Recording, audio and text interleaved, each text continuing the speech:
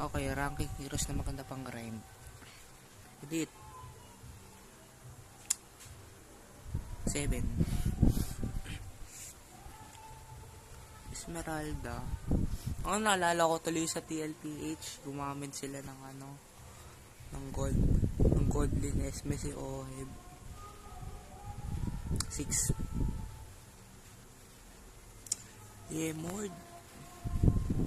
Ano gumagamit nito? Wala nang gumagamit nito. Ay. Pakito. Parang ako nakikita. 8. Julian. 5. Uranus. Parang meta to. Hindi ko alam. 4. Cord. Wala akong gumagamit nito. 10. Beatrix. Magandang pang gold pero ewan ko 3. Blue. Okay. 2. 1, 1, 1, 1. Bane! Sino gumagamit nito?